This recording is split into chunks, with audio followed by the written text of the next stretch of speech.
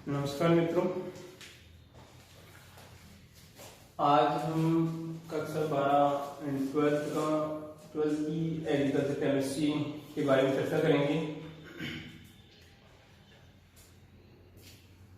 इन कनिका हम कृषि रसायन के बारे में पढ़ते हैं।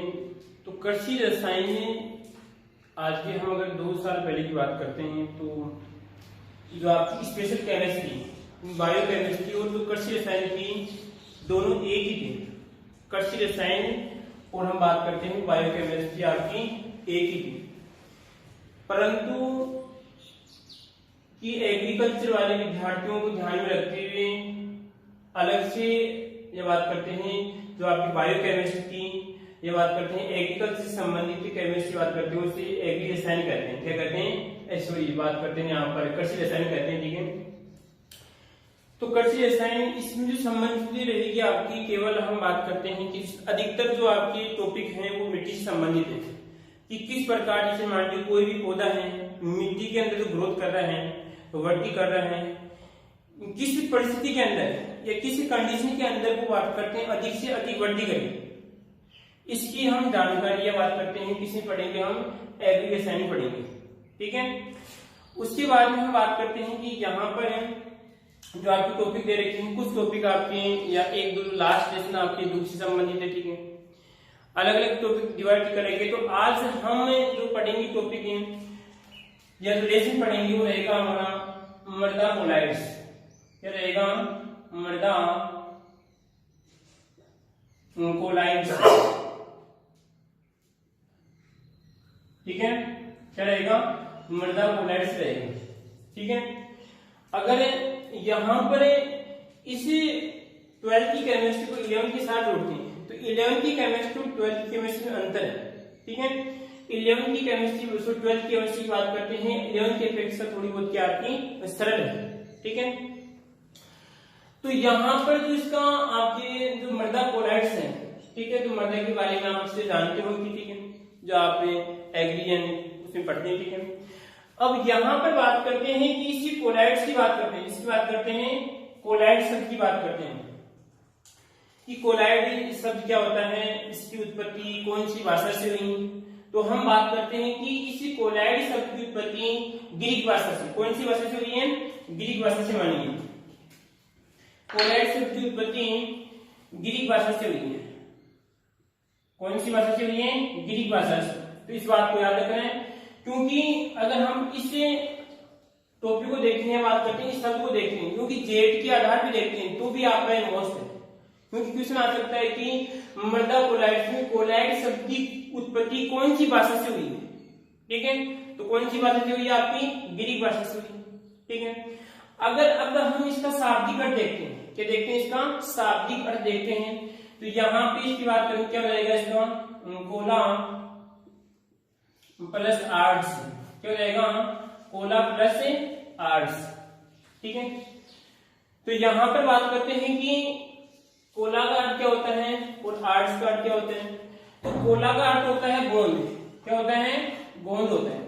ठीक है, कोला का अर्थ क्या होता है? गोंद होता है, और आर्ट्स का अर्थ होता है समान। कोई दिक्कत इसमें? फिर देखिए वापस से कि यहां पर कोला का अर्थ क्या होता है? गोंद होता है, आर्ट्स का मतलब क्या होता है? समान होता है। ठीक है, तो अब इसका वास्तविक अर्थ निकालते हैं। क्या निकालते हैं? इसका वास्तविक अर्थ निकालते हैं। इसका वास्तविक अर्थ होता है गोंद के समान पदार्थ। क्या करेगा? गोंद के समान पदार्थ। आया कुछ समझ में? फिर देखिए वापस हम बात करते हैं मृदा कोलाइड्स में जो कोलाइड शब्द है इसकी उत्पत्ति किसी है? ग्रीक भाषा से हुई। ठीक है, तो यहां पर बात करते हैं, इसका अगर शाब्दिक अर्थ देखते हैं तो जो कोला है, कोला की बात करते हैं, इसका अर्थ क्या होता है? गोंद होता है। आर्ट्स की बात करते हैं तो आर्ट्स में क्या होता है? इसमें समान होता है। ठीक है, तो यहां पे लिखेंगे गोंद के समान पदार्थ। क्या हो जाएगा शाब्दिक अर्थ इसका? गोंद के समान पदार्थ। कोई दिक्कत यहां तक? ठीक है, उसके बाद में हम बात करते हैं कि कोलाइड होता है। ठीक है, इसी कोलाइड पदार्थ को हम कैसे पहचानें? ठीक है, तो एक वैज्ञानिक टर्म बात थी, हम बात करते हैं 1861। कब की बात थी? 1861, 1861 की बात कर रहे हैं यहाँ पर हम। तो यहाँ पर देखिए 1861 में वैज्ञानिक था आपका थॉमस ग्राम। क्या था आपका? थॉमस ग्राम। मोस्ट ध्यान रखना, ये जेड की लाइफ में आ सकता है कि यहाँ पर कि मृदा कोलाइट्स की बात करते हैं। कोलाइट्स का जनक कौन था आपके? इसकी पापा जी कौन थे? बात करते हैं थॉमस ग्राम।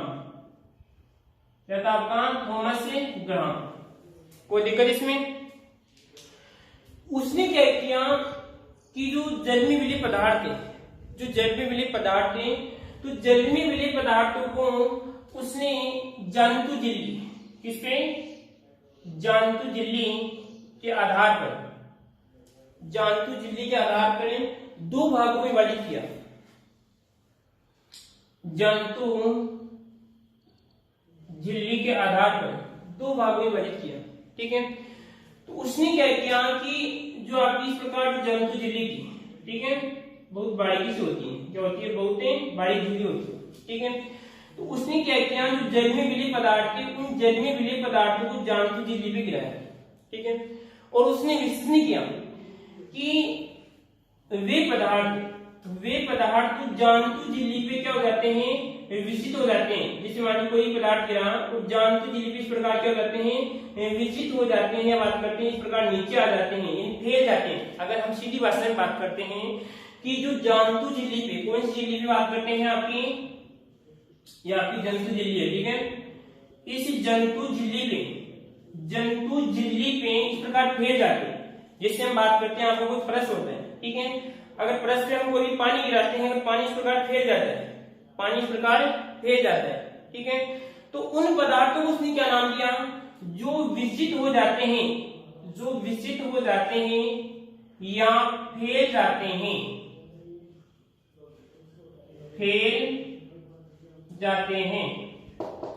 या फैल जाते हैं, तो उसको क्या नाम दिया उसने? क्रिस्टलाभ। क्या नाम दिया? क्रिस्टलाभ। कोई दिक्कत? उसके बाद में हम बात करते हैं यहां पर कि वे पदार्थ, उसने क्या किया कि जो जंतु झिल्ली थी, जंतु झिल्ली, ठीक है, उस जंतु झिल्ली पे क्या किया उसने कि इस पदार्थ को गिरा। अगर उसने देखा कि वो पदार्थ उस झिल्ली पे क्या होता है? विकसित नहीं होता है। उस बात करते हैं झिल्ली पे इसका फैलता नहीं है, उस झिल्ली पे फैलता नहीं है। जिससे हम बात करते हैं कि अगर हम बात करते हैं जो आपके थर्मामीटर होता है, क्या होता है आपका? थर्मामीटर होता है। ठीक है, थर्मामीटर में जिससे होता है ऊपर इस प्रकार जाता है और नीचे आता है, इसे क्या कहते हैं? पारा कहते हैं। अगर पारे की बूंद को हम अगर मान लीजिए परस पे गिराते हैं, तो वो क्या होती है? फैलती नहीं है, इस प्रकार क्या होती है? बूंद के रूप में दिखाई देती है। इस प्रकार क्या होती है? बूंद के रूप में दिखाई देती है। ठीक है, इसी प्रकार हम बात करते हैं जो आपका शहद होता है। क्या होता है? शहद होता है। अगर शहद की बूंद को यहाँ पे गिराते हैं, तो वो भी क्या होता है? इस प्रकार इस परस पे क्या होती है? ये बात करते हैं, उदाहरण की बात करें तो परस पे क्या होगा कि फैलेगा नहीं, बात करते इस प्रकार फैलेगा नहीं, इस प्रकार बूंद के रूप में रहेगा। तो उसने क्या किया? थॉमस ग्राम ने उन पदार्थों को क्या नाम दिया? उसने कोलाइड्स। क्या नाम दिया उसने? कोलाइड्स नाम दिया। कोई दिक्कत यहाँ पे किसी को नहीं? फिर देखिए वापस में 1861 में थॉमस ग्राम ने जंतु झिल्ली के आधार पर, इन जंतु झिल्ली के आधार पर, जंतु झिल्ली पर जब जल में मिले पदार्थों को जंतु झिल्ली पे गिराया, अगर मान लीजिए पदार्थ जंतु झिल्ली पे क्या होते हैं? विकसित होते हैं, ये बात करते हैं फैलते हैं। ठीक है, उसको क्या नाम दिया उसने? क्रिस्टलाभ नाम दिया। ठीक है, कोई दिक्कत? इसी प्रकार हम बात करते हैं वे पदार्थ जो जंतु झिल्ली पे क्या होते हैं? विकसित नहीं होते हैं, आसानी से बात करते हैं, आसानी से विकसित नहीं होते हैं, उसे क्या नाम दिया उसने? कोलाइड्स नाम दिया। ठीक है, कोई दिक्कत? आगे हम बात करते हैं उसके बाद में कि जो ये बात कर रहे हैं कि कोलाइड्स होती है। अब हम पढ़ेंगे यहाँ पर किसके बारे में, कोलाइड्स के बारे में पढ़ेंगे। किसके बारे में पढ़ेंगे, कोलाइड्स से, कि इसे कोलाइड्स के गुण क्या होते हैं। ठीक है, तो हम गुणों की बात करेंगे यहाँ पे। वैज्ञानिक शब्द को याद है, ठीक है। कौन सी भाषा थी हमारी, ग्रीक भाषा थी। वैज्ञानिक कौन सा था आपका, थॉमस ग्राहम था। सन कौन सी थी, 1861। ठीक है, अब हम बात करें यहाँ पे थोड़ी सी इसकी परिभाषा की बात करें कि परिभाषा क्या बनती है। तो इन कणों के हम व्यास की बात करें, इन कणों के हम व्यास की बात करते हैं कि इन कणों का व्यास कितना होता है। ठीक है, व्यास का मतलब आप जानते हैं सभी कि जैसे मान लिया आपका एक गोला है, ठीक है, ये क्या कहलाएगी, इसकी त्रिज्या कहलाती है। ठीक है, और ये पूरा क्या कहलाएगा, उसका व्यास कहलाएगा। ठीक है, इस मार्कर की बात करें तो इस मार्कर की यहाँ से लेकर हम बात करते हैं कि इस प्रकार ये निकालें तो कितनी आएगा, आपका व्यास रहेगा। तो इन कणों का व्यास कितना होता है, तो इन कणों का व्यास होता है एक, बात करते हैं यहाँ पर 1 मिली माइक्रोन से कितना होता है, 1 मिली माइक्रोन से 100 मिली माइक्रोन। कितना होता है इनका, 100 मिली माइक्रोन होता है, 100 मिली माइक्रोन। ठीक है, कितना होता है व्यास इसका, 1 मिली माइक्रोन से कितना होता है, 100 मिली माइक्रोन होता है। ठीक है, अब अधिकतम कितना हो सकता है, अधिकतम हो सकता है 500 मिली माइक्रोन।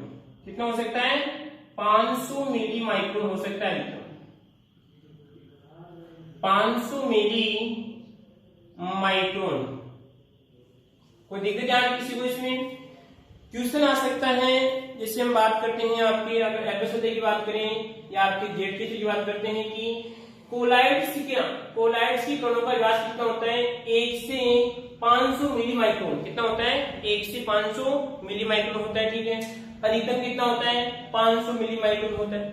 ठीक है, कोई दिक्कत नहीं किसी को इसमें। ठीक है, आगे हम बात करते हैं कि इन कणों को देखने के लिए, इन कणों को देखने के लिए इलेक्ट्रॉन सूक्ष्मदर्शी का क्या करते हैं, उपयोग करते हैं।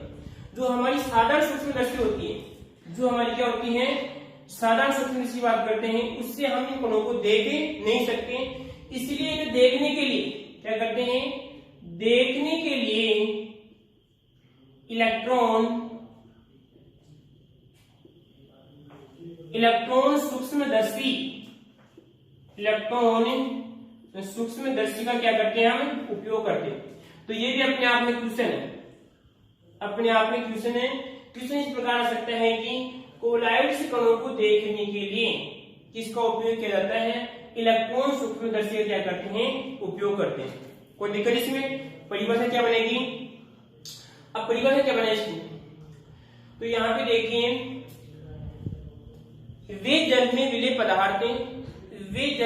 पदार्थ जो जांतु झिल्ली पर आसानी से विचलित नहीं होते हैं, जो जांतु झिल्ली पर आसानी से विचलित नहीं होते हैं और जिनका आकार या जिनका व्यास 1 मिली माइक्रोन से 100 मिली माइक्रोन होता है, 1 मिली माइक्रोन से 100 मिली माइक्रोन होता है, तथा उन्हें देखने के लिए इलेक्ट्रॉन सूक्ष्मदर्शी का उपयोग करते हैं, उन्हें हम कोलाइड्स के कण कहते हैं। ठीक है, कोई दिक्कत यहाँ किसी को इसमें। अब बात करते हैं कि गुणों की बात करते हैं। ये तो एक परिभाषा बनती है इसकी। ठीक है, तो परिभाषा की बात करें यहाँ पे कि परिभाषा क्या बनती है इसकी, सॉरी परिभाषा आ गई इसकी। अब बात करते हैं गुण। तो गुणों में कौन कौन से गुण पढ़ेंगे यहाँ पर हम, 6-7 जो के गुण हैं। तो पहले गुण की बात करें यहाँ पर आपका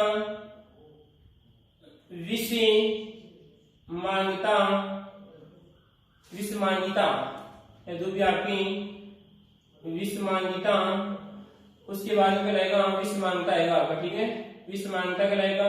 दूसरा गुण कहलाता है आपका विसरण, क्या कहलाता है, विसरण। ठीक है, तीसरा गुण आएगा आपका इसमें ब्राउनियन गति, कौन सी कहलाएगी आपकी, ब्राउनियन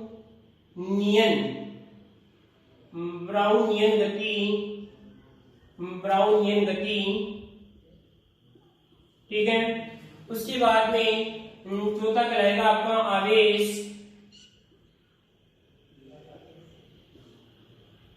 ठीक है। उसके बाद में 5वां कहलाएगा टिंडल प्रभाव, टिंडल प्रभाव, ठीक है। उसके बाद में 6ठा कहलाएगा अधिशोषण, क्या कहलाएगा? अधिशोषण, ठीक है। उसके बाद में 7वां कहलाएगा अवक्षेपण, क्या कहलाएगा? अवक्षेपण। कोई दिक्कत नहीं आता किसी को? फिर देखिए वापस, पहला कहलाएगा आपका विषमांतर कहलाएगा, दूसरा कहलाएगा विसरण कहलाएगा, तीसरा कहलाएगा आपका ब्राउनियन गति कहलाएगा, उसके बाद में आपका आवेश कहलाएगा, उसके बाद में आपका टिंडल प्रभाव कहलाएगा, उसके बाद में क्या कहलाएगा? अधिशोषण आएगा, उसके बाद में करते हैं अवक्षेपण की बात करते हैं। तो हम एक एक बिंदु की यहाँ पे चर्चा करते हैं, ठीक है। तो पहले इस बिंदु की बात करें आप कि विषमांगिता क्या होती है। तो आप अच्छे से जानते हैं कि विषमांगी का मतलब क्या होता है। विषमांगी की बात करें यहाँ पर, अगर कोई भी आपका विलयन है, उस विलयन के अंदर हम देखते हैं तो दो परवस्थाएं आपको अलग अलग दिखाई देती हैं। तो इस प्रकार की क्या कहलाएगा हमारा? विषमांगी कहलाएगा। अगर हम बात करें, जैसे मान लीजिए आपका कोई भी बीकर है, इसकी बात करते हैं यहाँ पर, बीकर की बात करें, ठीक है। अगर बीकर के अंदर हमें तेल प्लस और हम बात करते हैं पानी डालते हैं, ठीक है। और बीकर में क्या डाला हमने? तेल और क्या डाला? पानी डाला। तो तेल और पानी डालते हैं तो तेल पानी को हम आसानी से देख सकते हैं कि तेल और पानी की बात करते हैं अलग अलग परत दिखाई देती है। तेल और पानी की में क्या होती है? अलग अलग परतें दिखाई देती हैं, ठीक है। उसके बाद में हम बात करते हैं यहाँ पर कि अगर मान लीजिए आपका पानी प्लस हमने क्या डाल दी? इसमें चीनी डाल दी। क्या डाल दी? पानी प्लस चीनी डाल दी, ठीक है। तो पानी और जब चीनी का विलयन होगा, पानी और जो चीनी का विलयन होगा, उसमें बात करते हैं हम दोनों को अलग अलग नहीं बता सकते। हम दोनों को अलग अलग नहीं बता सकते। इन दोनों की हमें दोनों की एक ही परवस्था दिखाई देती, एक ही परवस्था दिखाई देती। तो हम कह सकते हैं कि ये विलयन तो किस प्रकार का रहेगा आपका? ये तो कहलाएगा आपका विषमांगी कहलाएगा। क्या कहलाएगा आपका? विषमांगी, ठीक है। अब देखिए यहाँ पर अगर साधारण रूप से बात करें, यहाँ पर साधारण रूप से बात करें तो ये भी आपका लिक्विड है, ये भी लिक्विड है। पर अगर हम बात करें, ये भी आपका लिक्विड है, ये भी लिक्विड है, परंतु यहाँ पर जब इनको देखते हैं, जब इनको हम देखते हैं तो कहने का मतलब इनकी हमें अलग अलग परवस्थाएं दिखाई देती हैं। तो कैसे कहलाएगा? आपका विषमांगी कहलाएगा। परंतु यहाँ पर देखिए, इसकी बात करते हैं, पानी और जब चीनी की बात करते हैं तो पानी और चीनी की हम बात करते हैं, दोनों की एक ही परवस्था दिखाई देती है, ठीक है। आई बात, चीनी है ठोस, परंतु क्या होती है? पानी में घुल जाती है। चीनी ठोस अवस्था में होती है परंतु पानी के अंदर घुल जाती है, हमें दिखाई नहीं देती है। इसी कारण बात करते हैं दोनों की एक परवस्था में दिखाई देती है। एक एग्जाम्पल की बात करते हैं, इसमें से बात करते हैं पानी प्लस, इसकी बात करते हैं पानी प्लस हम बात करते हैं मिट्टी, इसकी बात करते हैं पानी और मिट्टी की बात करते हैं यहाँ पे। तो पानी और मिट्टी में क्या होगा? मिट्टी की कण में इस प्रकार बात करते हैं, नीचे इस प्रकार दिखाई देंगे, ठीक है। तो किस प्रकार का लिंक कहलाएगा? हमें ये कहलाएगा आपका विषमांगी। क्या कहलाएगा? आपका विषमांगी कहलाएगा, ठीक है। कोई दिक्कत इसमें? तो इसी प्रकार क्या होता है, जो कोलाइड विलयन होता है, जो कोलाइड विलयन होता है वो किस अवस्था में होता है? आपका विषमांगी अवस्था में होता है, ठीक है। कोई दिक्कत इसमें? तो यहाँ पे क्या होता है, इसके अंदर हम बात करते हैं कि जो कोलाइड विलयन होगा, कोलाइड विलयन में तो ठोस के कण होते हैं, क्या होते हैं आपकी? ठोस तो होती है आपकी इसमें एक तो परवस्था कहलाएगी, एक तो यहाँ पे कहलाएगा माध्यम तो कैसा रहेगा इसमें? अगर हम बात करते हैं कोलाइड विलयन की बात करें, किसकी बात करते हैं? कोलाइड विलयन की बात करें, कोलाइड विलयन की बात करते हैं तो माध्यम तो क्या रहेगा इसमें आपका? माध्यम, अगर हम माध्यम की बात करते हैं, माध्यम क्या आएगा आपका? माध्यम, माध्यम तो रहेगा इसमें आपका द्रव्य, क्या रहेगा, द्रव्य रहेगा। और इसमें जो प्रवस्था कैसी रहेगी आपकी, अगर हम बात करते हैं प्रवस्था, बात करते हैं किसी आएगी आपकी, ठोस आएगी, ठीक है। तो हम बात करते हैं कैसे चलेगा, और विलयन कैसे रहेगा आपका, विषमांगी, क्या रहेगा, कैसे रहेगा, विषमांगी, ये रहेगा आपका विषमांगी विलयन, ठीक है। कोई दिक्कत इसमें? तो हम कह सकते हैं कि कोलाइडी विलयन कैसी प्रकृति के होते हैं, विषमांगी, बात करते हैं विषमांगी प्रकृति के होते हैं। यानी कहने का मतलब वास्तविक विलयन नहीं होते हैं, वास्तविक विलयन नहीं होते हैं, वास्तविक विलयन नहीं होते हैं। कैसे होता है, होते हैं आपकी, बात करें तो यहाँ पे क्या रहेगा, आपकी विषमांगी अवस्था में होते हैं, उसे कहते हैं, हम बात करते हैं कोलाइड, बात करते हैं कोलाइड की क्या होती है, विशेषता होती है, ठीक है। नमस्कार मित्रों, आगे की जो भी विशेषताएं हैं आगे वाली क्लास में हम पढ़ेंगे, ठीक है।